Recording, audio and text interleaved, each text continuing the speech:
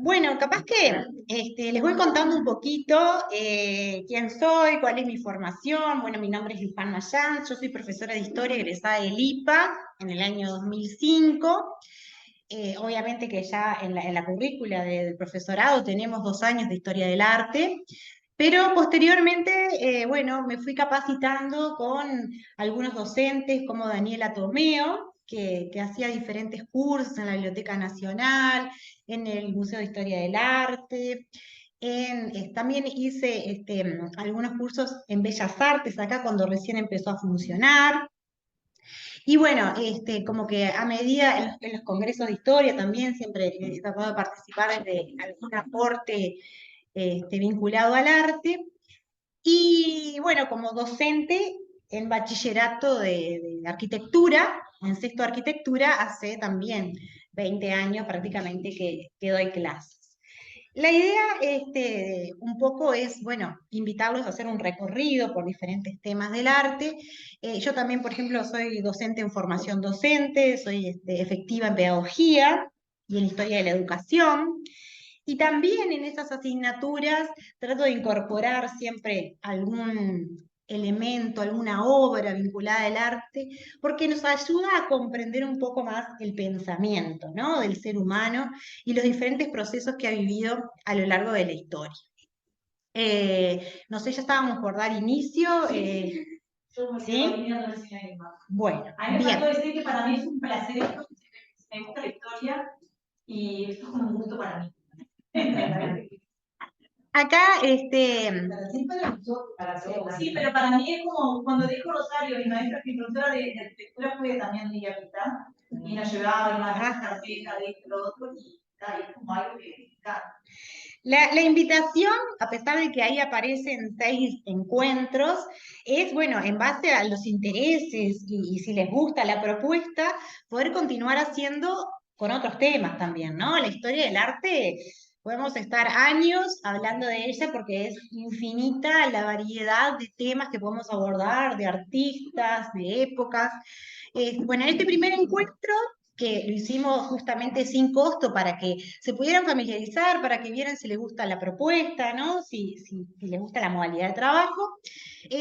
Quisimos enfocarlo como revisando algunos conceptos, ¿no? Que siempre uno introduce, principalmente si hay alguien que nunca ha estado vinculado a una charla o un curso de historia del arte, sobre el arte y los artistas, ¿no? ¿Qué es el arte? ¿Quién puede decir esto es arte, esto no es arte? El rol del artista, ¿no? Etcétera. Bueno, ahí vamos a empezar un poquito haciendo el recorrido.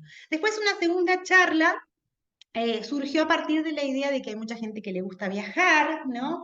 Y que en sus visitas suele visitar, bueno, museos, monumentos, lugares históricos, que lo puede hacer en forma presencial o también a través de la virtualidad en esta época que nos ofrece tantas opciones para recorrer, incluso ingresar a museos en forma virtual y hacer los recorridos de esa manera. Entonces yo ahí me propuse hacer una selección de 10 ciudades que podríamos decir que son las capitales del arte, ¿sí? Siempre lamentablemente con una mirada un poco más desde lo occidental, ¿no? En el mundo occidental, pero eso no quita lugar a que en algún momento nos acerquemos al arte oriental, al arte latinoamericano, que en algunas ocasiones yo voy a ir tomando algunas obras, dependiendo de los temas, pero que si es del interés de ustedes, también podemos abordar, ¿no?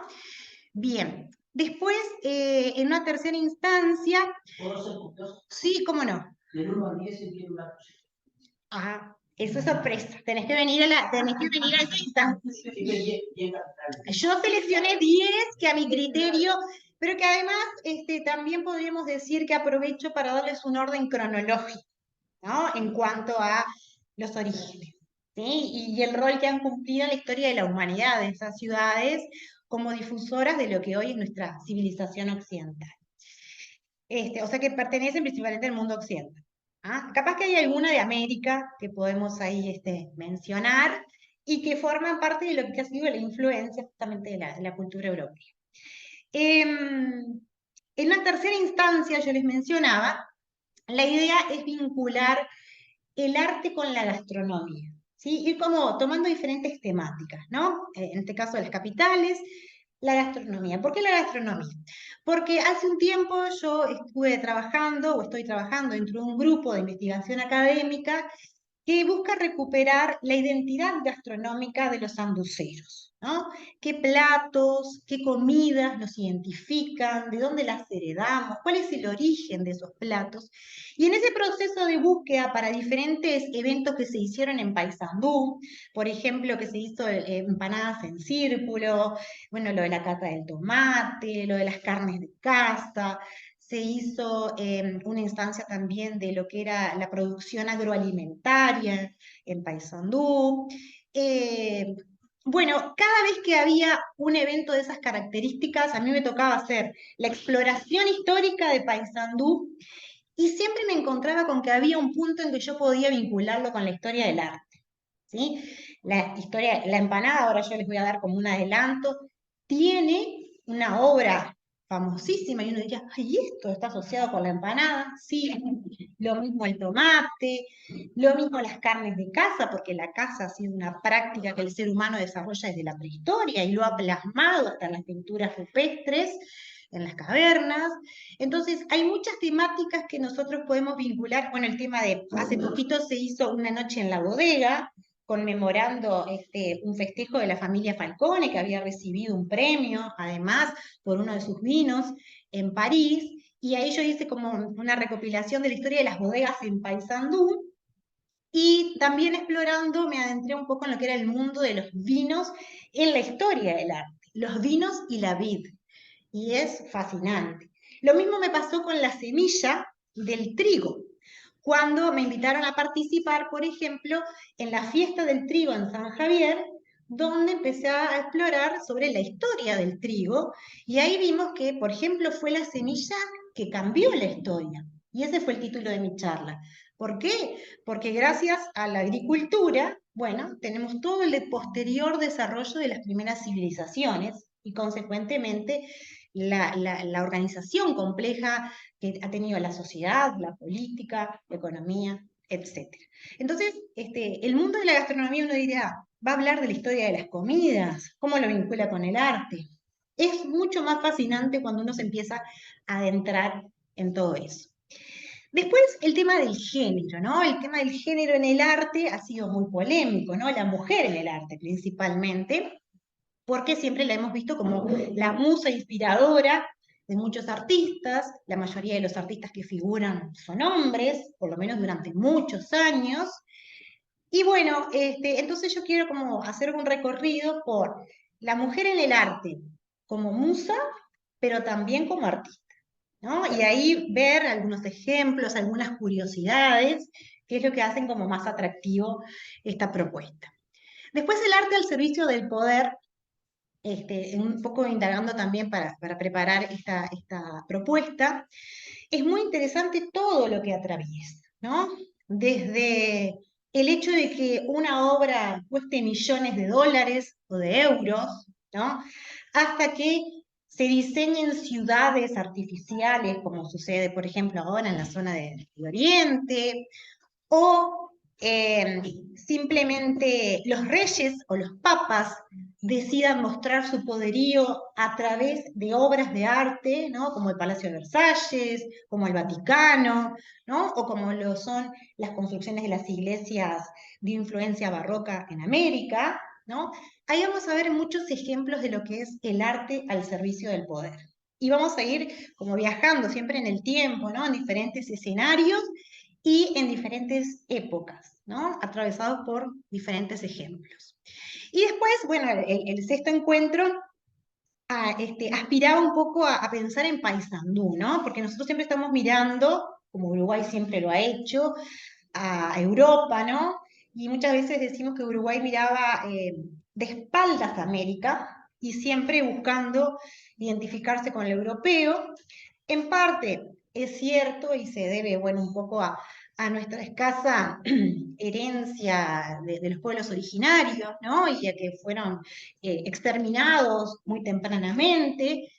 Pero con respecto al arte, por ejemplo, Paysandú, al igual que muchas ciudades latinoamericanas, recibió una influencia importantísima de Europa principalmente en el siglo XIX. Y tal vez nosotros recorremos a diario la ciudad mirando siempre hacia abajo, como decía el colega Cabeza Copelo el otro día en una entrevista. Le digo colega por lo de comunicador, ¿no? Porque los docentes también de alguna manera tenemos algo de comunicadores, al igual que los periodistas o los que trabajan en los medios de comunicación.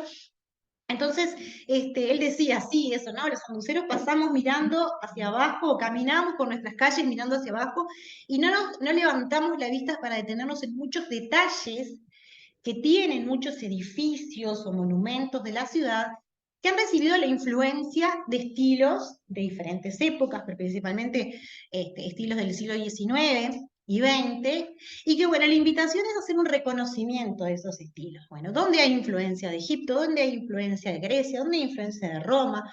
¿Dónde hay influencia del barroco? ¿Dónde podemos ver algo del rococó? ¿Dónde podemos ver algo del neoclasicismo? ¿Y de qué manera identificamos?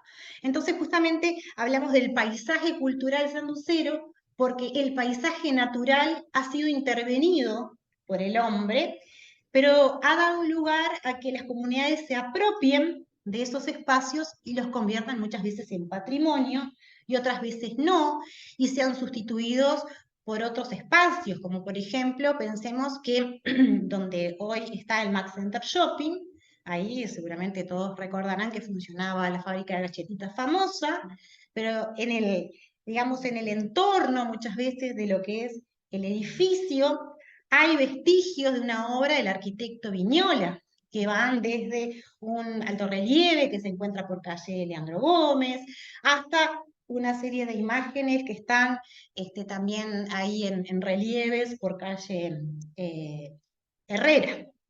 Nosotros estamos en un edificio que fue construido por el arquitecto Viñola, influencia del francés Le Corbusier, ¿no? Un estilo que se basa en 5 principios fundamentales de las construcciones modernas y que responde, por ejemplo, a una necesidad de las pandemias. Las pandemias que empezaron a azotar en Europa, siglos XIX y XX, como la de la tuberculosis, daban lugar a la necesidad de espacios amplios, abiertos, donde circulara el aire, donde entrara la luz. Entonces las famosas escuelas al aire libre son ejemplo de que muchas veces las necesidades sociales van a generar transformaciones en la arquitectura, van a generar transformaciones en el arte. Así como el arte también muchas veces va a denunciar y va a cuestionar realidades que vive la sociedad, ¿no? Y después podemos seguir incorporando charlas, decía Virginia, si quieren, hasta noviembre. Tenemos, por ejemplo, todo lo que se desprende de los periodos de las guerras mundiales, de la Guerra Fría, si les interesan esos aspectos más políticos. Tenemos, acá la veo a Rosario, y se me ocurre armar charlas vinculadas a la literatura, obras de la literatura y las artes plásticas, ¿no? ¿Cuántas obras literarias están plasmadas en las artes plásticas? Tomamos nomás la Biblia, el libro más leído de la historia, y ahí tenemos un año entero para hablar de todas las obras de arte que hay inspiradas en la Biblia y en la religión. Entonces, Y ahora en la literatura infantil está tomando ese camino. Exactamente. Bueno, yo le sé también a Luján ahora, que es lo que le dije a Elena, viste, con todo lo de la parte de ballet clásico, que hay que la Chimiloste, que también saltaron historias sobre el ballet y sobre que también sería fabuloso poder también integrar. Exacto, me mencionaste, sí. Charlas sobre Sí, ustedes pueden tomar la foto que quieran. Igualmente, esto como que ha grabado, le digo, después lo subo a mi canal de YouTube por mi nombre, Luján María Mayans, me encuentran en YouTube. Ahí hay también otros videos sobre otros temas, por ejemplo, ahí van a encontrar la historia de las empanadas, la historia del turrón, la historia del pan dulce, hasta la pedagogía artista. Diferentes temas que también tratan como de innovar en el sentido de que resulten un atractivo, ¿no? Para esto de la enseñanza de la historia y que no sea la monótona y clase cronológicamente establecida, donde uno, bueno, por ahí se pierden los datos en las fechas y pierde lo esencial, que es, bueno, ¿qué me aporta para mí, para la vida, para mi formación? ¿De qué manera me permite reflexionar sobre las cosas que suceden en el mundo, ¿no? O sea, como dice por ahí la profesora didáctica eh, Ana Varela, ¿no? Eh, pensar la historia, ¿no? Un poco por ahí. Bien. Eh, Partimos de una pregunta muy sencilla, pero que nadie ha logrado contestar. Hay tantas respuestas como historiadores del arte hay, como intelectuales se han puesto a pensar. ¿Qué es el arte?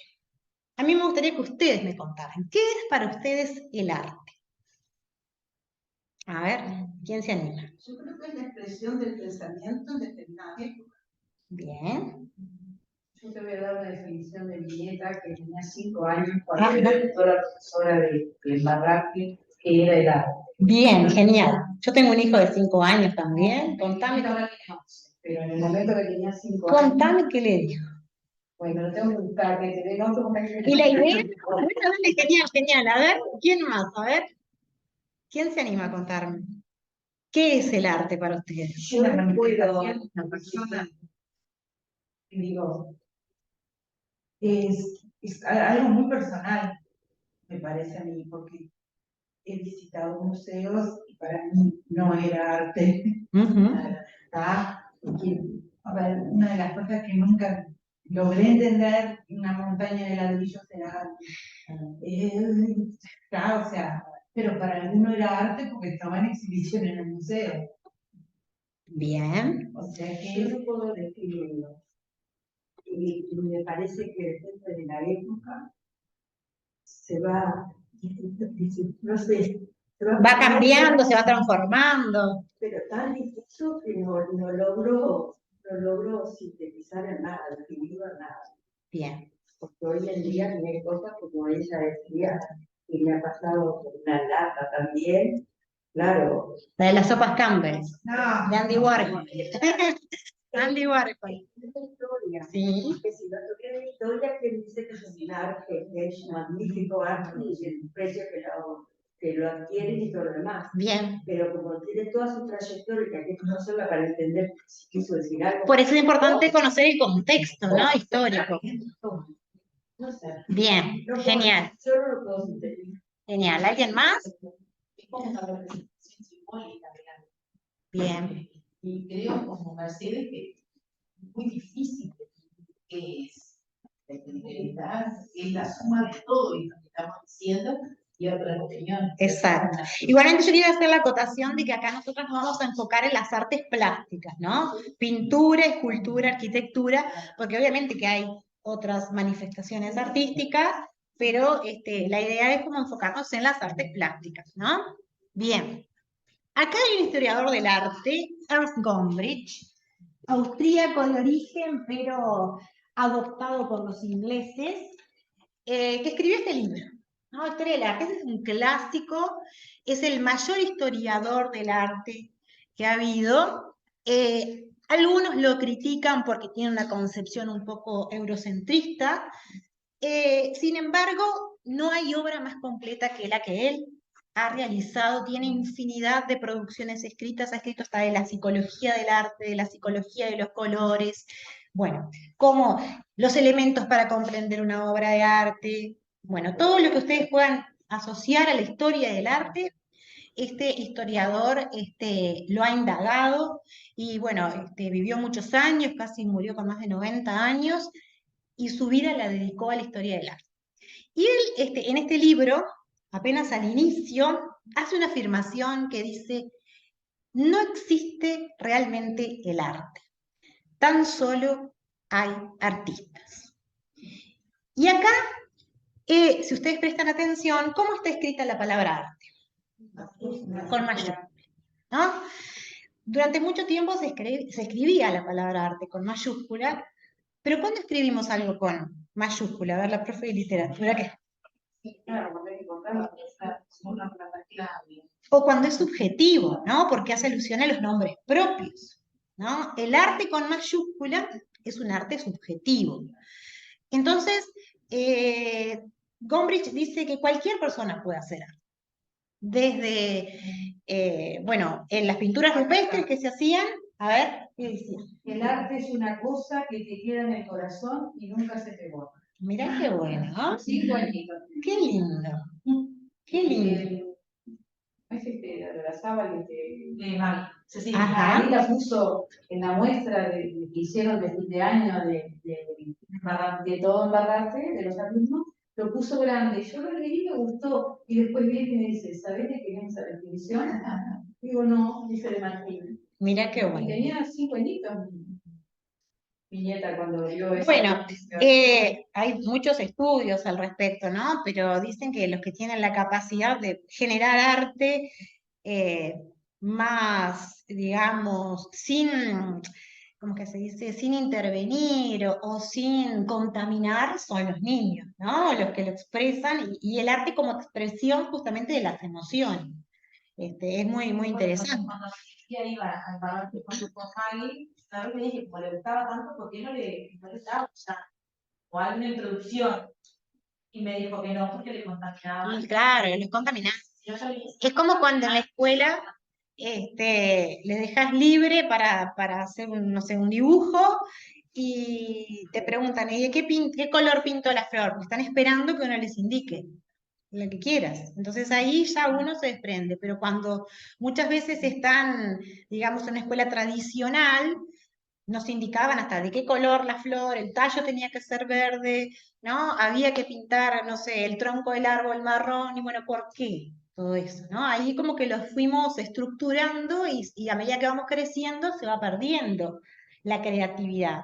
Pero todos los seres humanos nacemos y en esa etapa de la primera infancia, entre los 0 y los 5 años, más que nada ahí entre los 3 y los 5, que cuando empiezan como a experimentar, es donde está más efervescente la posibilidad de, Natural. justamente, claro, No contaminada. no está contaminada por la sociedad. Yo he leído que en el corazón. Claro, sí, sí, y lo asocia directamente con las emociones.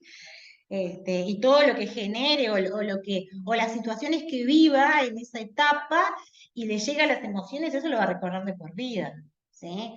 Bien, en el caso de Gombrich nos invita a reflexionar sobre esto, pero la pregunta, a pesar de que él la planteó en un momento, ha subsistido ya desde hace mucho tiempo. Kant, incluso el famoso filósofo, también se lo planteó, ¿no? Y va como tomando otra forma, porque más que nada lo que acá se plantea, ¿no? La idea que subsiste es ¿qué es lo que hace que una determinada producción humana sea considerada una obra de arte? Porque hay cosas que son consideradas obras de arte y otras que no. Otras que son, por ejemplo, el dibujo de un niño, ¿no? Porque el dibujo de ese niño puede ser considerado arte, o no, y el dibujo de un adulto sí o no. ¿En qué se basa? ¿En qué nos basamos para considerar algo como una obra de arte? Y ahí, Kant, en el siglo XVIII, por ejemplo, planteó estas mismas preguntas y él se atrevió como a emitir una opinión que decía que la obra de arte es aquella que no se dirige a satisfacer nuestros sentidos, sino a hacernos reflexionar. O sea, no solo porque nos resulte linda y la podamos colgar en la pared, va a ser una obra de arte, sino desde el momento en que la obra me invita a pensar en algo, a interpretar algo, a conocer algo, o las diferentes formas que puede tener el pensamiento, ¿no?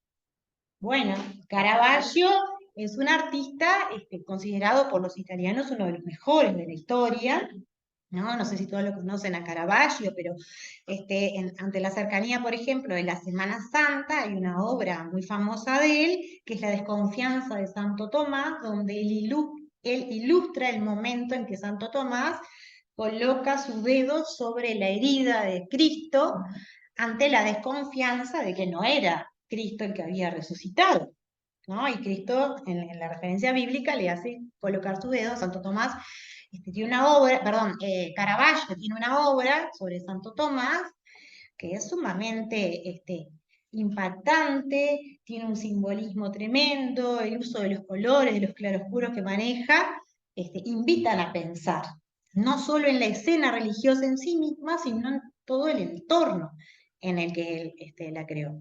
Así que muy bien el aporte de la señora. Bien, también otra de las cosas que nos ayuda a entender la historia del arte es que el arte puede representar muchas cosas y en épocas y lugares diversos. Y ahí yo seleccioné para compartir con ustedes dos escenas. Una es la recreación de una escena donde una mujer de la prehistoria, del Paleolítico, hace unos 40.000 años, cómo sería el momento en el que pintaban en las cavernas, las pinturas rupestres, ¿no? Ahí pintando un bisonte, por ejemplo. ¿Ah? Y la obra de un grafiti en una pared en Afganistán, hecho por una mujer afgana, artista, perseguida, que ahora no se sabe en qué parte del mundo vive, pero que sigue generando sus obras y compartiéndolas por las redes sociales. Pero durante mucho tiempo, ahí antes de que volvieran los talibanes al gobierno, ella denunciaba a través de sus obras la situación de la mujer en Afganistán, ¿no? Denunciaba todo lo que tenía que ver con la guerra. Bueno, y ahí vemos dos formas diferentes, ¿no? Vemos una mujer, porque se cree también, estudios recientes han revelado, son teorías, ¿no? Porque no hay registro escrito de la época, pero han revelado de que probablemente muchas de las pinturas que los primeros seres humanos que empezaron a plasmar en las cavernas habrían sido hechas por mujeres, porque eran las que permanecían más tiempo en los refugios, debido a que el hombre iba a cazar, a pescar, a recolectar, y ellas se quedaban en el cuidado de los niños. Entonces también, no solo por eso, sino porque hay registros de manos más pequeñas, en comparación a las que eran las de los hombres, por la delicadeza, ¿no? El trazado, el cuidado de muchos detalles, porque aprovechaban, por ejemplo, las ondulaciones de la caverna, ¿no? Para hacer hasta en 3D algunos ejemplares.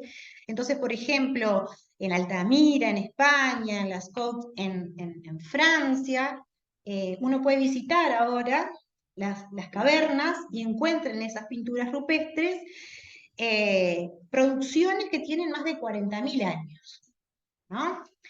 Y son los primeros vestigios de la humanidad. Acá no existía la escritura todavía, ni siquiera, ¿no? La escritura apareció en el 4000 antes de Cristo. Era la forma de comunicar. Y bueno, los teóricos dicen que con qué objetivo pintaban eso. Tal vez con el mismo que hoy uno se lleva una estampita no sé, del Padre Pío, de San Cayetano, para que le vaya bien en alguna situación. Bueno, buscando darle un poder mágico a ese objeto, a esa imagen, también ellos le daban un poder mágico porque pensaban que pintando animales en la caverna iba a aumentar la cantidad de animales que circulaba para poder cazar, porque acá era solo una cuestión de supervivencia, ¿no? Lograr sobrevivir era el desafío diario de los hombres de la prehistoria y principalmente de las mujeres. Imagínense las condiciones de los partos, imagínense las mínimas herramientas para poder defenderse en un mundo donde apenas empezaba a manipular el fuego. Entonces, el arte representó cosas diferentes. Hoy, por ejemplo, esta mujer afgana que hace grafitis en las calles, tarda 15 minutos en hacerlos, porque siempre hay alguien que la denuncia y que puede venir a capturarla, porque obviamente que está prohibido que la mujer haga eso. Bueno, está denunciando una realidad, el arte cumple otra función, ¿no? Y así a lo largo de las diferentes etapas de la historia, ¿no? En la Edad Media el arte era impensable si no estaba vinculado a la religión, ¿no? A la Iglesia Católica. Las temáticas eran en el 99,9% religiosas. Algún retrato por allá de alguna figura importante como reyes, papas, pero casi siempre el arte estaba asociado a la religión. Bien. ¿Quién es el que puede decir esto es arte y esto no es arte, no? Era una de las cosas que que hoy preguntábamos. ¿Quién está capacitado? ¿Hay personas realmente capacitadas? ¿No? ¿Conocen algún crítico de arte ustedes, por ejemplo? Que son como las personas más populares, ¿no? Bueno, según, ahí no se ve, queda el cartelito atravesado, pero ahí lo que dice es Pierre Bourdieu. Pierre Bourdieu es un famoso filósofo francés y sociólogo también. Él dice que la obra de arte solo existe como objeto simbólico dotado de valor si es conocida y reconocida. O sea que una obra de arte pasa a ser tal solamente si atravesó la intervención, por ejemplo, fue expuesta en una galería, ganó un premio, alguien famoso dijo, bueno, esto está bueno, esto es arte. Gracias. Rosario dice que hablas mucho que todavía. No, está bien, tengo la botellita acá igual. Tengo la... Gracias. Tengo la botellita. O sea que su valor, dice, se construye a partir del reconocimiento de los otros, con la intervención de agentes, instituciones, premios, canales de divulgación. Por ejemplo, salir en la parte de arte del diario El País, ¿no? Nuevo artista, ¿no? Y dar a conocerse, o no sé, hacer una exposición en Casa de Cultura. Pero para eso primero alguien tiene que haber dicho, esta obra vale la pena. Esa es una visión de estos días, porque si nos vamos el medioevo, es dijo que el que pintó la Gioconda es una arte, o sea, cuando la pintó fue una obra, o sea, fue una obra después. Bueno, ¿qué pasa? La Gioconda no es del medioevo, ya es del Renacimiento.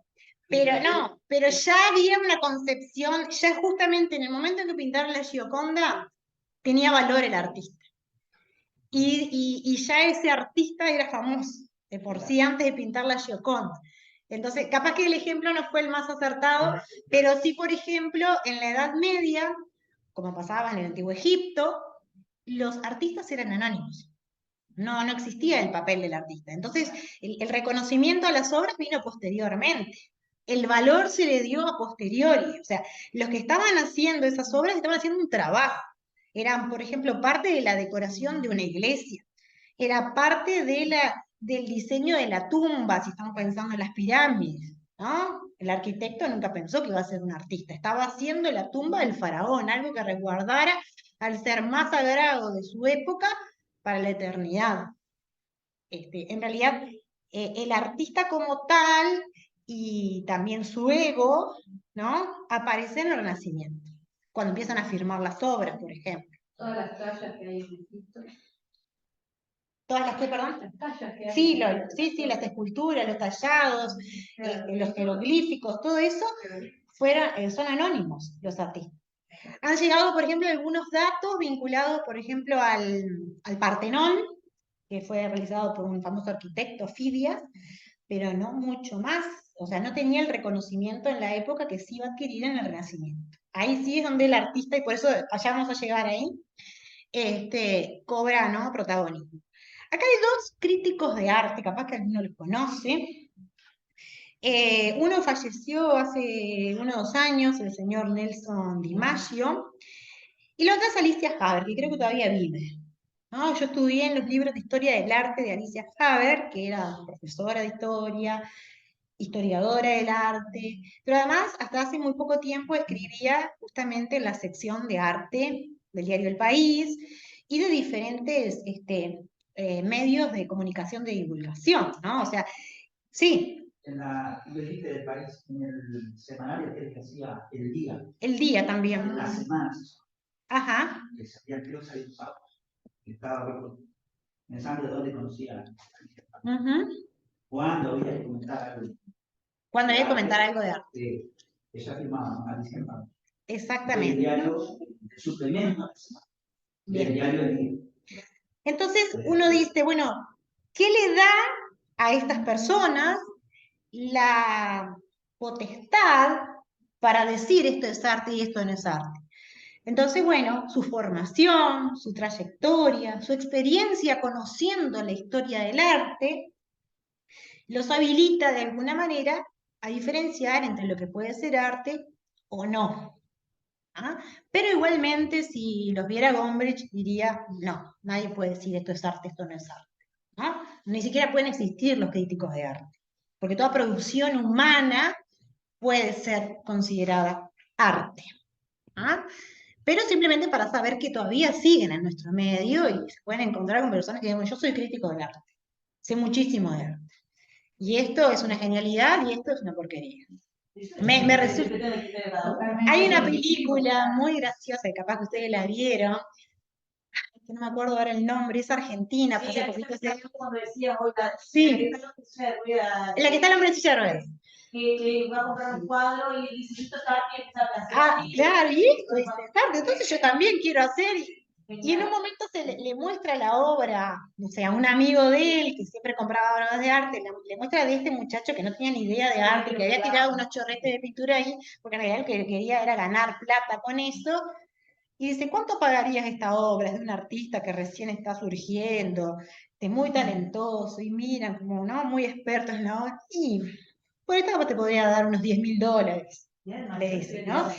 Y el muchacho, que era el chofer y antes había sido su jardinero, empezó a probar porque quería la plata, ni siquiera porque le gustara el arte, porque había ido con su jefe a una galería y el jefe había estado rato contemplando, ¿no? Una obra muy abstracta.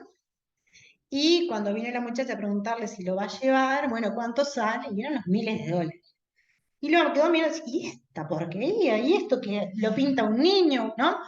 Sale tanta plata, bueno, yo me voy a poner a pintar, ¿no? No, es argentino. Ah, está la versión original es francesa, claro. Pero es muy graciosa.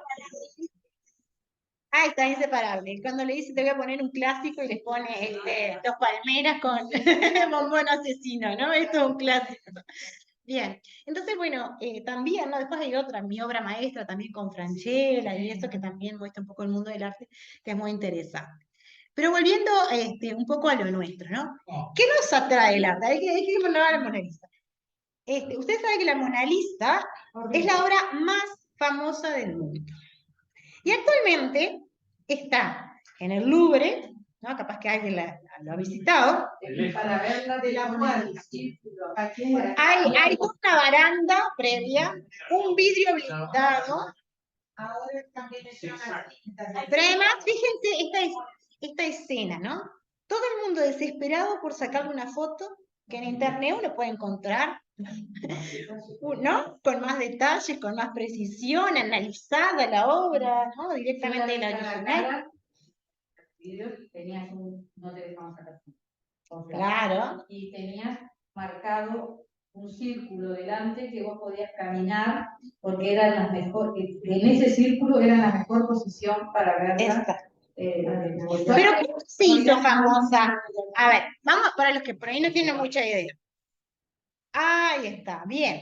La Mona Lisa o Gioconda, según las versiones más aceptadas, fue un encargo que se le hizo a Da Vinci, ¿no? De Giocondo, que era un mercader, que le pintara a su esposa, ¿no? Después hay otras interpretaciones que dicen que puede ser incluso hasta un autorretrato del propio Da Vinci en su versión femenina o de la madre, pero esas son como muchas especulaciones. Básicamente los relatos más aceptados son un comerciante le encargó pintar un retrato. ¿Por qué se hizo tan famoso ese retrato? ¿Y cuándo? ¿A partir de cuándo? El primer episodio, él decía que la robaron, pero no fue ese el único.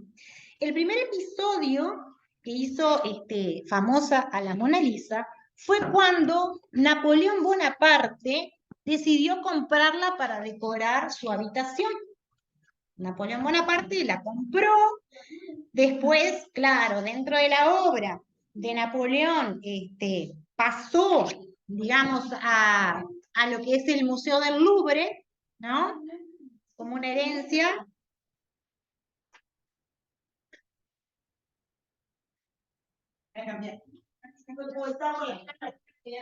Bueno, bien, no hay problema. Y después, en el año 1911, la robaron, ¿no? La robaron del Louvre, donde está, donde había quedado después de que se recuperaron todas las propiedades de Napoleón. Y en el proceso de investigación, bueno, a ver quién la robó, empezaron a explorar. Uno de los que estuvo ahí enfocado como acusado fue, ¿alguien sabe? Picasso. Picasso fue uno de los principales sospechosos. Lo tuvieron en la vuelta, a ver por qué, ¿no? Y él se sintió como muy humillado. Después descubrieron que había sido un carpintero italiano de Florencia, ¿no? Fanático de Da Vinci por su cercanía, digamos, en cuanto a su lugar de origen. Y bueno, fue preso italiano. Pero fue humillante para el propio Picasso haber sido acusado de algo. Y eso la hizo más famosa, porque todo el mundo quería ver la obra que había hecho Da Vinci, que había decorado la habitación de Napoleón Bonaparte y por la que habían acusado a Picasso de ladrón, ¿no? Entonces, bueno, un poco también por eso hay que ver todo el contexto de lo que hace famosa a una obra, ¿no? El arte también cumple una serie de funciones, ¿no? Los que estudian el arte y la historia del arte establecen 4 funciones para el arte, o sea, para lo que sirve, digamos, ¿no? Una función simbólica, una estética, una comunicativa y otra sociocultural. Si comenzamos por la función simbólica, acá yo les traigo a colación algo vinculado a lo de la empanada. A mí me resultó muy interesante descubrir, cuando estaba buscando la historia de las empanadas, que en el pórtico de la Catedral de Santiago de Compostela, que cada año, desde el siglo XII, de la Edad Media, recibe a peregrinos de todo el mundo, hay un demonio comiéndose o intentando comerse una empanada gallega, pero que a su vez está como sostenido, acá no se distingue mucho, pero está como retenido por una soga. ¿Cuál es el simbolismo que se transmite ahí? Ahí hay un mensaje que el artista, el maestre Mateo, ¿no? quiso transmitir en ese pórtico de la gloria. Y es el pecado de la gula. Es el castigo que van a tener en el infierno todos aquellos hamburrientos, digamos, ¿no? Todos aquellos golosos, todos aquellos que practiquen o caigan en ese pecado de la gula, ¿no? Entonces, a su vez, en esa escena, al recuperar una empanada gallega, también se recupera un elemento de identidad de la gastronomía española de la zona, porque la empanada gallega es un símbolo y es el alimento que la mayoría de los peregrinos lleva por lo fácil de trasladar, ¿no? Es que justamente el origen de la empanada está asociado a la facilidad para transportar un alimento, ¿no? ¿Quién cuando se va de viaje, se va de camping, ¿no? ¿Quién llevamos? Una empanada, ¿no? Un refuerzo, andan ahí. Entonces, las primeras empanadas en realidad eran carne adentro de un pan que se ahuecaba para poder transportarla y después, bueno, se fue haciendo la masa. Hay tanta variedad de empanadas como pueblos la han empezado a consumir. Obviamente que la influencia acá de los gallegos es de los árabes, ¿no?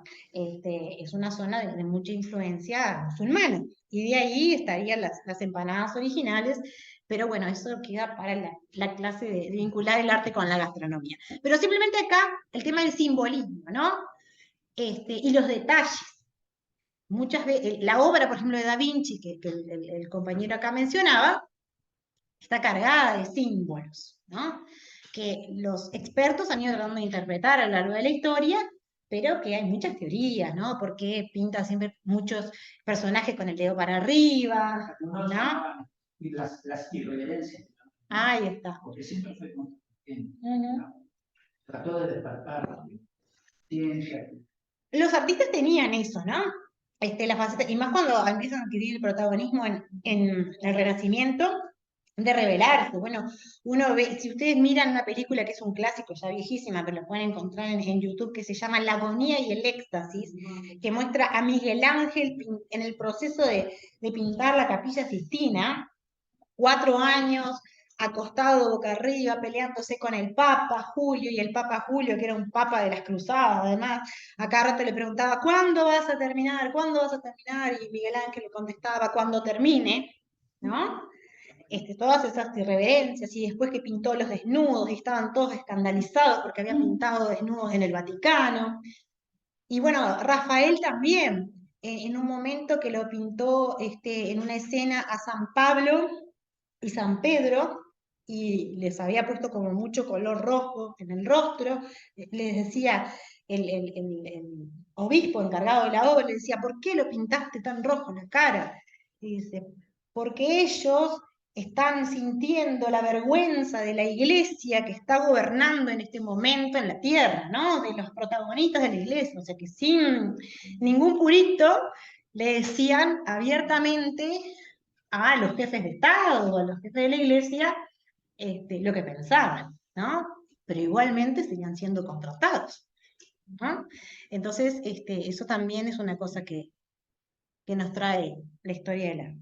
Después el tema de la belleza, ¿no? Cuando hablamos de la estética, uno siempre asocia con la belleza.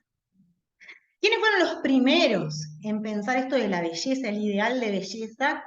Tiene sus orígenes en Grecia.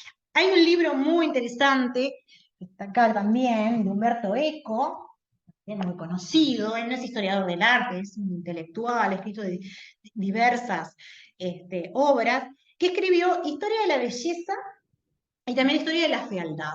Y hace todo un recorrido con una cantidad de obras de historia de la humanidad, de arte, y empieza con los griegos, ¿no? Y empieza con ese ideal griego de por qué los griegos, principalmente en el siglo V, que es el siglo clásico, el siglo de esplendor, no hacían esculturas, que era lo que más destacaba su arte, de personas feas, de personas viejas, de personas deformes o con problemas físicos, ¿no? Primero porque justamente tenía que haber una armonía, ¿no? Tenía que haber un equilibrio, y ese equilibrio se lograba solamente plasmando lo que armónicamente se podía representar, ¿no? Y una persona, no sé, manca no estaba armoniosa dentro de lo que es el cuerpo humano, dentro de lo que es el canon, ¿no? Que habían establecido ellos, por ejemplo, de que la cabeza tenía que entrar 7 veces y media primero y después 7 veces en lo que era el cuerpo, la divina proporción, ¿no? Entonces, la belleza estaba asociada a la armonía de las formas. Y acá yo tomé esta escultura, que no es del siglo V, es de un periodo posterior, es del siglo II, del periodo helenístico ya, ¿no? Cuando Grecia se expande hacia todo el Mediterráneo, pero sin embargo sigue manteniendo esa idea de la belleza, de la armonía, y además intenta agregarle algo de naturalismo, ¿no? Por ejemplo, que poder lograr tallar en el mármol una tela cuya corporeidad fuera tan fluida que se adhiere al cuerpo de la diosa Nike, o la famosa Victoria de Samotracia, que era la diosa de la victoria, y que después Nike, por ejemplo, la tomó como símbolo para su loguito, ¿no? Nike viene de Nike, ¿no? Que es la diosa de la... ¿Sabían eso? De que el simbolito de Nike, ¿no? Viene de la diosa de la victoria. Entonces, bueno, ahí también hay un intento por darle al arte siempre un sentido estético asociado a lo bello. Pero no para todos es bello lo mismo. También hay una carga emotiva que puede hacernos ver bello algo que para los demás no es necesariamente tiene por qué ser bello. Por ejemplo, acá tenemos 2 obras que tienen unos 100 años de diferencia una de otra. Y es Durero, por ejemplo, que era un grabadista alemán, que hizo esa carbonilla sobre su madre, ¿no? Y uno diría, no es nada agradable porque es una persona anciana, decrépita, porque está en los últimos días de su vida, está muriendo, prácticamente. Durero la pintó cuando su madre estaba agonizando. Su madre que murió a los 63 años, después de haber tenido 18 hijos. Y para él era lo más importante del mundo, lo más grande del mundo. Una cantidad de escritos asociados a su madre. Entonces, en la elaboración de esa obra, hay toda una carga emocional que para él era bella, porque estaba plasmando a la madre que se estaba despidiendo y que él adoraba tanto que no sabía cómo iba a superar su pérdida. ¿No? Entonces, bueno, para él era bella esa obra, porque involucraba su historia, involucraba una afectividad. Como también es bello para Rubén el retratar a su hijo pequeño, de 4 o 5 años, y que bueno, a todos nos agradan los niños, generalmente, ¿no? Entonces, si uno tuviera que elegir entre una obra u otra, tal vez elegiríamos la de Rubens, porque cumple más armoniosamente, pero eso no significa que a Durero no le resultara más bella la obra que había elegido para su madre, ¿no? Bien. También siempre nos resulta bello aquello que uno puede asociar con paisajes apacibles, colores armoniosos. Acá tengo 2 obras, esta y esta. Son del mismo autor. ¿Les gustan esas obras? No. ¿Les parecen bellas? ¿O no? ¿No? ¿Sí? Sí, apacibles, transmiten cierta paz, ¿no? ¿Podrían creer que las pintó Hitler, por ejemplo? Fueron pintadas por el Führer. Bueno, cambia nuestra imagen o nuestra perspectiva cuando sabemos quién la hizo, por ejemplo. ¿Ah? Y por ejemplo, recordar que fue rechazado 2 veces de la Facultad de Bellas Artes en Austria cuando intentó. Exactamente, qué lástima, ¿no? ¿Cuántas vidas se habrían salvado? Y que además, en un tiempo que intentó sobrevivir vendiendo alguna de sus obras, sus principales compradores eran judíos. ¿Ah? Entonces uno no entiende después cómo esa cabecita se fue transformando hasta hacer las barbaridades que llevó adelante, ¿no? Entonces, bueno, eso también, sí. Un amigo le prestaba dinero para que él pudiera fijarse en eso, Está. presentarse con alguna obra que él consideraba digna Y lo rechazaba todo el tiempo. Y eso en su ego fue generando una frustración permanente que después canalizó. Esta es la Virgen con Jesús, ¿no? El amigo decía, te pagaron por algunas obras, entonces él anotaba lo que le debía al amigo. Exacto. Porque estaba viviendo de la comida del amigo. Exactamente. Eso le dice Jan Kersen. Exacto. Y después, con el tiempo, ¿no? Cuando le preguntaban a los críticos de arte, bueno, hubieran aceptado algunas obras, y bueno, no era tan malo, ¿no? Porque uno lo mira y dice, mal no pintaba, capaz que, bueno, le faltaría como formación, pero no le dieron el espacio tampoco ¿no? Para hacerlo. O sea que también, dependiendo de quién venga la obra, es también la fama que adopta, ¿no? O lo que uno siente, lo que le genera. Exactamente. Otra de las cosas que tenemos que tener en cuenta, ¿no? Y que el arte ha querido muchas veces transmitir, principalmente cuando no existía la fotografía, es copiar la realidad tal cual era. Y acá tenemos una obra, por ejemplo, Las Meninas de Velázquez, está en el Museo del Prado, en España. Es una obra del barroco, ¿no? Estamos hablando del siglo XVII, que muestra una escena de la nobleza donde está la infanta Margarita, sus sirvientas, esas son las que reciben el nombre de las meninas, ¿no? Como las que cuidan a los niños. Se pinta él, se autorretrata él acá, como el pintor, que en realidad estaría pintando la escena que se maneja o se refleja acá en este espejo de los padres de la infanta, ¿no? Y ahí, en la escena, que se detiene mucho en los detalles del rostro, de la vestimenta, hay un intento por copiar la realidad tal cual era, y bueno, y quienes podían, en esa época, al igual que en el Renacimiento, mandaban a hacerse retratos porque no existía la fotografía, ¿no? Cuando apareció la fotografía que permitió plasmar la realidad tal cual era, los artistas empezaron a pensar que el arte ya no cumplía la función de plasmar la realidad, sino que tenía otra función. Ahora había que interpretarlo, ahora había que comunicar otras cosas, ¿no? Y uno pensaría, bueno, ¿quién hizo esto? Algún niño que no sabe dibujar. ¿Saben quién lo hizo? No. Picasso. Por el estilo, por los trazos que empiezan a identificar, ¿no? Pero no hizo una, hizo 58 copias diferentes. Bueno, eso queda a criterio de cada uno. Poesía, o sea, una poesía la tenemos que destrozar e interpretar. Para mí Ahí sí me doy la llave. sí, yo creo. Con la poesía.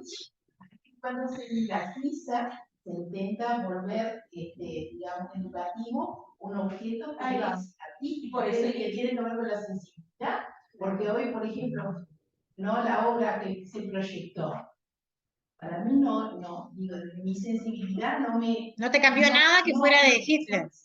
Ah, esa obra. no te generaba nada. Pero sí, entonces eso capaz que tiene que ver con la postura, y eso no tiene que ver con que yo tenga que interpretarla para que sea, en el caso de... Claro, pero ahí puedes disfrutar, Claro. pero no, Claro. digo, uno disfruta la imagen, disfruta el cuadro, pero hay que estudiarlo tanto, desglosarlo tanto. Son interpretaciones. Sí, claro. Si vos querés saber más allá que hay, querés, por ejemplo, entender, o sea, no solo disfrutar, sino entender qué quiso comunicar a través de esa obra, tenés que conocer el contexto, tenés que conocer al artista, lo que estaba viviendo, ¿no? Porque pasa lo mismo con las obras literarias. Pasa que lo que está en Virginia acá es lo que se hace con la literatura en las aulas de secundaria, que se destrozan los Que se destrozan. y nadie interpretaba qué quiso decir el autor. Porque hay que qué quiso decir. El autor no escucharía, tenía decir, ¿no? Y a veces no quisieron decir nada de lo que se interpreta. O no por ese lado. O no por ese lado. Cada lectura, y también la lectura de la obra, siempre es una transacción. Pero pasa Es una ida y una vuelta, es cómo cada uno lo carga de sentido. Pasa lo mismo con la Biblia. ¿Por qué surgieron las iglesias protestantes? Porque no querían que los curas interpretaran la Biblia a su antojo, sino que la Biblia tenía que ser comunicada como lo que es, como lo que dice, y no estar interpretando y reinterpretando. Entonces hay una reacción, una crítica, y hay una crisis en la iglesia. Hubo un famoso teatro que, mirando la de la derecha, así la educación, diría, hay que, digamos, estudiar los entresijos de la mente del autor de la obra de la derecha. Bueno, ahí te metes en otro tema. Ese famoso médico, 2 años que estoy hablando, estudió la mente, estudió los sueños, pero lo psicológico es... Por las dudas, aclaremos que no es Freud, ¿no?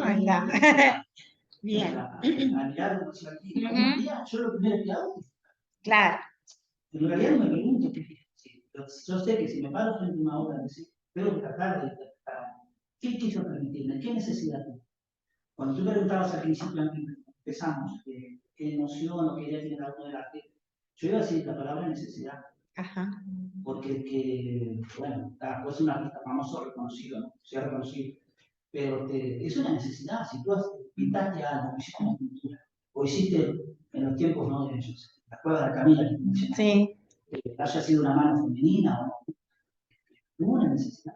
Hubo una necesidad, sí. ¿Qué sabía de ella, si fue una mujer, o si fue un hombre, un niño, iba a ser famoso o no? No. Es impensable. En todo caso, después se supo, ¿no? Que en las cuevas de Camila, el arte, pero para mí es una necesidad el arte. Bien. Y después cada uno subjetivamente. Exacto. Cuando vos mencionabas lo de la psicología, también hay muchos estudios de por qué la mayoría de los pintores famosos tienen rasgos de locura, ¿no? Empezando por Van Gogh, ¿no? Que se interpreta hasta el predominio del color amarillo, que está asociado a ciertos niveles de esquizofrenia, por ejemplo, y porque hay toda una psicología del color. O Dalí también, con ese mundo surrealista, ¿no? O el propio Picasso, ¿no? Entonces uno piensa, Ahora de los el peligro de estar cuerdo, el peligro de estar con... que habla de todo eso en la escritura también. Ajá. Y a veces como que tienen un miedo de que si se les va esa locura, se les va también la... Y ahí un poco podemos volver a lo de los niños, ¿no? Porque de alguna manera los locos y los niños, como dice el dicho, son los únicos que dicen la verdad. Por eso a los locos los encierran y a los niños los educan, ¿no? Porque son los que tienen más espontaneidad, tienen eso de transgredir, de no importar con quién están hablando, como, no sé, Rafael se atreve a decirle cualquier cosa al Papa o Miguel Ángel, ¿no? Y eso, a su vez, les da como cierta autoridad para seguir generando cosas, ¿no? Y son provocadores, y buscan nuevas experiencias, y muchos lo hacían también incluso a través de sustancias alucinógenas, como los surrealistas que querían, ¿no? Imaginar otros mundos posibles y recurrían, ¿no? Entonces, bueno, ese atreverse, ese ir más allá, es por ahí un patrón común que tienen aquellos artistas que han llegado a esos lugares donde están, ¿no? Pero eso también da para un estudio, son todas interpretaciones que uno pone acá sobre la mesa para que cada uno se lleve lo que necesita, lo que quiere, lo que le guste, ¿no? Bien, como este señor, Jackson Pollock, ¿no? Jackson Pollock es el artista del chorreado, le dicen, ¿no? Traduciendo, porque ¿qué hacía? Tiraba chorretes de pintura, ¿no? Sí, hacía caer, y sin embargo son de los cuadros más caros del mundo, porque él decía que quería meterse adentro de la obra, que la selección de los colores, que la forma en que caía, no era al azar, sino que tenía como una intencionalidad, ¿no? Y esos cuadros famosos en la década del 50 empezaron a marcar un quiebre en el arte, ¿no? Un arte abstracto, un arte que daba para interpretar lo que uno quisiera o simplemente disfrutarlo.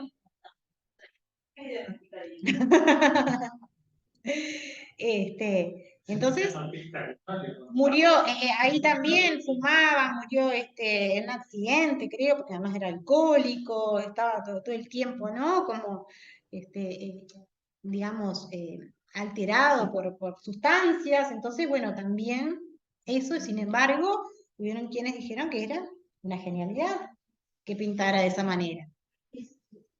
Considerarte, Sí. porque un loco dijo que eso era arte. Que lo haya dicho, son los cuadros me llama la atención, Y atrás.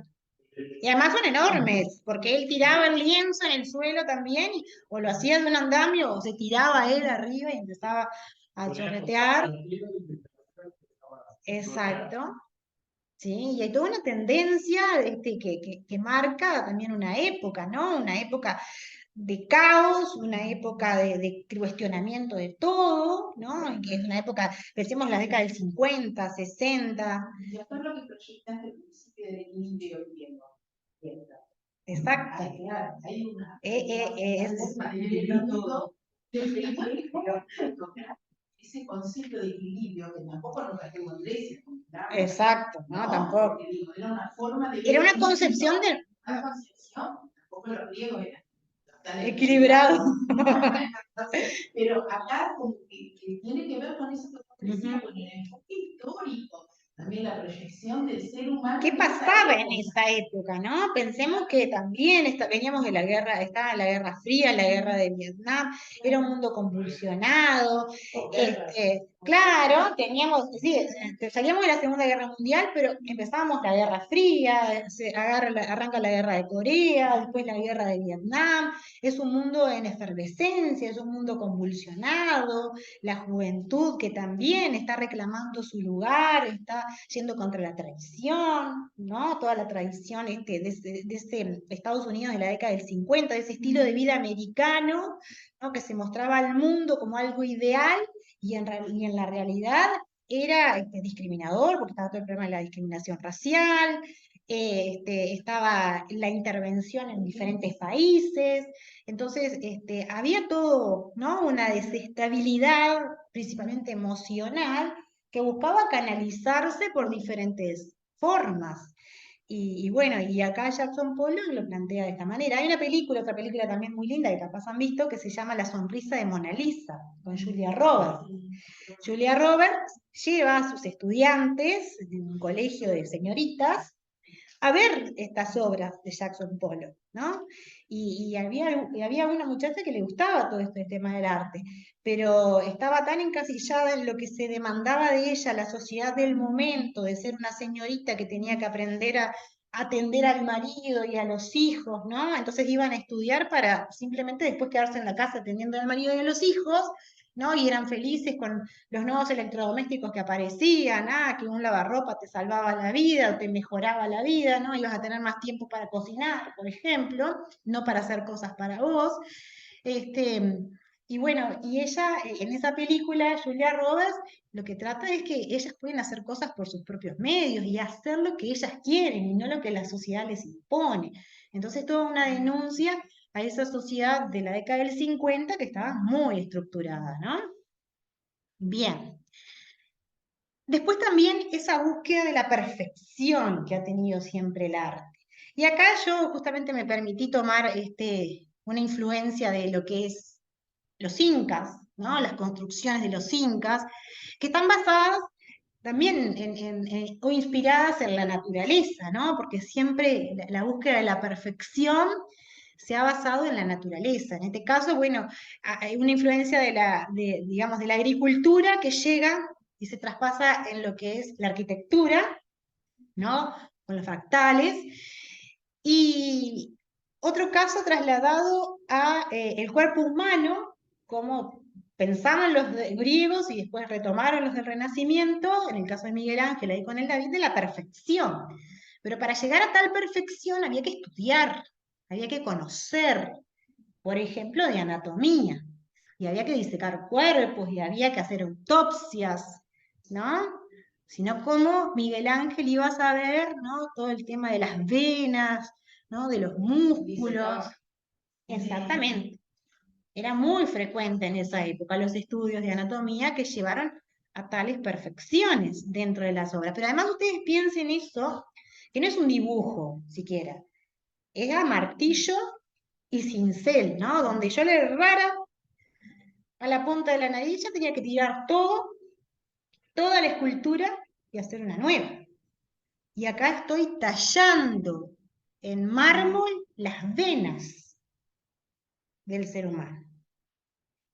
Y las uñas, y los músculos, y la expresión de la mirada. Una mirada también desafiante, ¿no? Que no voy a entrar en el análisis de la obra, pero que tiene muchísimo para analizar, incluso hasta desde el punto de vista bíblico también, por todo lo que representa el David, ¿no? Entonces, bueno, eso también, conocimiento, o sea, los artistas no solamente eran artistas porque un día se dedicaban a pintar, sino que eran estudiosos, conocedores, ¿no? El saber ahí al servicio del arte. Y bueno, con respecto a los artistas, podemos decir que desde que el ser humano empezó a caminar por la tierra, sí. Una pregunta. Sí. Las 4 funciones del arte, ¿era simbólica, estética, comunicativa? Sociocultural. Sociocultural. Sí. Ahí cuando vimos, por ejemplo, lo de Hitler y eso, estamos hablando de la influencia del contexto sociocultural, ¿no? Cuando vimos lo de Jackson Pollock también, ¿no? Que las producciones son reflejo de la época y la cultura en la que se vive. ¿Ah? Acá, por ejemplo, bueno, vemos una de las cosas que yo les mencionaba, que las referencias a las manos es una constante que se repite, incluso a veces a algunas le faltan dedos, entonces hay muchas interpretaciones y quieren ser un tipo de lenguaje, ¿no? De señas, se podría decir, o porque se mutilaban los dedos debido a el frío. Hay muchas interpretaciones al respecto, pero sí que es un tema permanente, pero la idea no es detenernos en esto del arte rupestre, sino en saber que el arte existe desde que el ser humano empezó a transitar, ¿no? Principalmente el Homo sapiens, y empezó a dejar registro de ello. Tal vez sin tener conciencia de que lo que estaba haciendo era arte y que tampoco muchos, ni siquiera iba a ser reconocido. Lo mismo los trabajadores que trasladaban todas esas piedras para hacer las pirámides. Esta imagen ahora se usa mucho para hablar del origen de los censos, ¿no? En el Egipto antiguo, porque también hay datos que quedaron registrados en las tumbas, donde, por ejemplo, se cuenta que una piedra, por ejemplo, había sido arrastrada por 172 hombres, ¿no? Y las técnicas, la forma en que lo arrastraban. Entonces uno piensa, después de ver esto, ¿no? Esos documentales del History Channel, donde te dicen que los ovnis, ¿no? Crearon las pirámides, todo esto, es como subestimar la capacidad creativa del ser humano y el potencial físico que también era muy superior debido a que no había máquinas que sustituyeran la tarea del ser humano. Pero también el trabajo colaborativo, coordinado, sistematizado, donde uno gritaba vamos y ahí todos al mismo tiempo tironeaban, se hinchaban hacia un mismo lugar, ¿no? De una forma sistemática. Exactamente. Bueno, tenemos el Stonehenge. El Stonehenge, que es la obra arquitectónica más antigua de la humanidad, ¿sí? Los menhires, los dolmen, que son las piedras gigantescas que aparecen en la zona de Inglaterra, en Irlanda también, ¿no? Que asociadas a enterramiento, porque se han encontrado con tumbas. Bueno, esos son del Neolítico, por ejemplo. Y hay especulaciones de cómo se hicieron y tienen que ver con esto de trasladar arriba de troncos, ¿no? Para movilizar, desplazar, hacer rampas, hacer agujeros profundos, mucha fuerza, muchos hombres juntos al mismo tiempo, detrás de un objetivo. Bien. Algunos de los artistas que nos llegan más antiguos son estos como Fidias, ¿no? Que es un escultor y arquitecto que fue el que diseñó el arquitecto del Partenón, el templo de todos los dioses, ubicado en la Acrópolis de Atenas. Que da pena verlo, porque además, en realidad, si uno quiere ver todos los elementos decorativos que había diseñado Fidias para lo que es esta zona acá del frontón, tiene que ir al Museo Británico, en Inglaterra, porque se han robado todo y lo podemos encontrar ahí. Cuando yo estuve en Francia y nos hacían el recorrido y nos mostraban los obeliscos egipcios que tenían los franceses, decían que eran souvenirs, ¿no? Que se habían traído. Jodido souvenir, ¿no? Está el Egipto que está ahí frente a Versalles. Sí. Ese se lo regaló. No, frente a Versalles no, está cerca del Louvre. Sí. Se lo regaló. Sí, en tiempos de colonialismo. Que se regaló países privados. Lo que es en París, lo que es en Egipto y los sitios sueltos se lo regalaron, porque en París está bueno, el tema de la igual conservación. a como era en la época de... Bueno, en el museo de...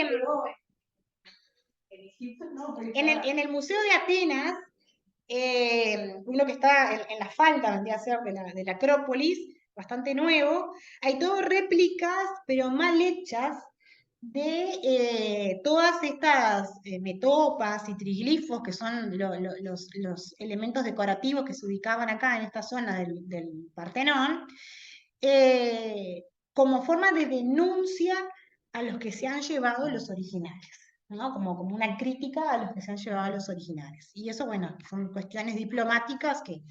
Después acá está, por ejemplo, esta imagen de la diosa Atenea, que habría estado, es una recreación que tenía unos 4 metros, hecha exclusivamente de oro y marfil, obviamente que con el valor del oro, fue lo primero que desapareció, ¿no? Y incluso hasta siendo polvorín de guerra durante la invasión turca, ha sobrevivido igualmente el Partenón, ¿no? Porque ahí guardaban la pólvora, por ejemplo, ¿no? ¿A quién se le ocurre? Bueno, pero no había nociones de patrimonio, no, lo que importaba era el momento, y bueno, hay un lugar para guardar la pólvora, lo guardamos ahí en el Partenón. Bien. Después, cuando hablamos de la función del arte, hay un momento en la historia, que es principalmente en el periodo del románico, en la Edad Media, donde el arte cumple una de las funciones más educativas de la historia, porque se dice que las iglesias medievales eran la Biblia de los iletrados, porque ante el masivo número de personas analfabetas, frente al hecho de que la misa se daba en latín, la única forma de acceder y de conocer la Biblia era a través de las pinturas que los artistas establecían. Entonces, las iglesias medievales cumplían la función alfabetizadora de la época básica, por lo menos de hacer conocer la creencia cristiana a quienes llegaban a las iglesias. ¿Ah? Por eso todas esas escenas, y bueno, y porque los muros eran más gruesos y permitían plasmar mayor cantidad de obras. Y los artistas empiezan a firmar sus obras acá, a fines del siglo XV, comienzos del siglo XVI. Esta es la obra de Jan van Eyck, de Flandes, lo que hoy es Bélgica.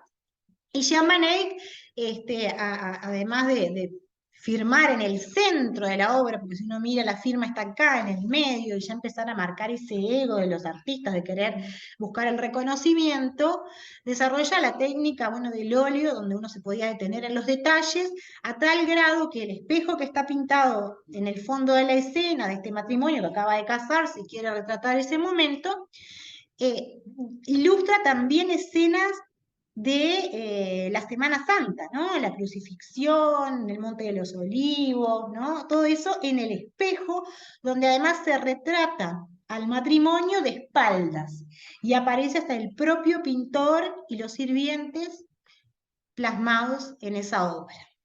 Porque las nuevas técnicas, como el óleo, que demoraban más en secarse, permitían detenerse en los detalles, ¿no? Y esto, bueno, van haciendo a la perfección de los artistas. Lo mismo pasa acá. Esta obra se llama La Escuela de Atenas. Yo la suelo utilizar mucho en la historia de la educación porque muestra toda esa influencia del mundo griego en el Renacimiento, porque es una obra pintada en el Renacimiento por Rafael, donde aparecen grandes filósofos de la antigüedad griega, entre ellos acá Platón y Aristóteles, pero a su vez encarnados en la figura de Da Vinci, que está como Platón, y de Miguel Ángel, que está como Aristóteles. Y en el caso, por ejemplo, de Rafael, es el único que aparece acá, es el único que mira al espectador. Él y la única mujer que hay en la escena es Hipatia de Alejandría, una de las primeras, digamos, pedagogas de la antigüedad clásica. ¿No? O sea que también acá los artistas de alguna manera siempre buscaban aparecer. No aparece mi firma, pero aparezco yo retratada. ¿No? Esa búsqueda de... Acá están todos los personajes, si ustedes quieren los pueden buscar, además, googlear, etc. Y bueno, ya finalizando un poco con este recorrido que venimos haciendo, quise tomar acá una obra en donde se conjugan muchos de los aspectos que venimos abordando, ¿no? El tema de querer copiar una realidad tal como era, de plasmar un sentimiento, una emoción, y de la locura del artista. ¿Por qué? Porque este señor Miguel de Santiago, no sé si lo ubican, lo conocen, es un artista ecuatoriano del periodo del barroco, mestizo, que estaba pintando la agonía de Cristo en la cruz y tenía un modelo, ¿no?, que posaba para poder pintar esa agonía de Cristo. Y le preguntaba al modelo, ¿podés mostrarme un poco más de expresividad de cómo era ¿Cómo te imaginás que sería el aspecto de Cristo, ¿no? En esa agonía, en la cruz, para que yo lo pueda plasmar, y el modelo se lo reía. ¿De dónde voy a sacar eso? Entonces, para lograr esa expresividad, lo atravesó con una lanza al modelo. Y mientras agonizaba, plasmó el sufrimiento de la agonía. ¿No? Entonces ahí vemos donde se conjugan todas esas cuestiones. Pero lo peor de esto es que como había logrado captar tan bien la esencia supuestamente de la agonía de Cristo, cuando iba a ser juzgado por el asesinato del modelo, fue indultado gracias a la intervención de la iglesia. Y entonces no fue condenado. Después murió medio loco también, pero ¿no? Hasta esos extremos trasciende, ¿no? El arte y ese interés por muchas veces querer plasmar cosas o generar emociones en otros. Y después una pregunta, ¿no? Que siempre nos hacemos y que siempre dicen todos los historiadores: ¿el arte es exclusivamente una creación humana? ¿Los animales son capaces de generar arte o no? Es como media lógica la respuesta, ¿no? Si uno la piensa mucho. ¿Conocen algún animal que genere arte? ¿Que haya generado arte? Pavo real. Un pavo real. Bueno, pueden ser ellos en sí mismos. Y bueno, esa es una discusión filosófica. Bueno, pero arte en la medida que nosotros lo conocemos, ¿no? Como genera el ser humano. Acá tienen a uno. Un chimpancé cómico. Que digamos que fue como más bien víctima de un experimento. Este señor, Desmond Morris, quería tirar abajo la idea de que solo el ser humano puede hacer arte, sino que también los primeros homínidos eran capaces de producir arte. ¿No? Escribió un libro, incluso se llama El mono desnudo, que dice: por mucho que pretenda ignorar la herencia genética de su pasado evolutivo, el ser humano sigue siendo un primate. Dice en la introducción de ese libro, ¿no? Desmond Morris pertenece al movimiento surrealista y en la década del 50 ese monito que tenía pintó más de 400 obras. Esa es una. Esa es una, de arte abstracto. Le dio un pincel y el monito pintaba. Fíjense cuántos salen esos cuadros. Esa noticia es del 2019, ¿no? Pero además, uno de los artistas que primero le compró las obras al monito, o sea, el primer artista que fue capaz de comprar obras que no eran de un ser humano, fue Picasso.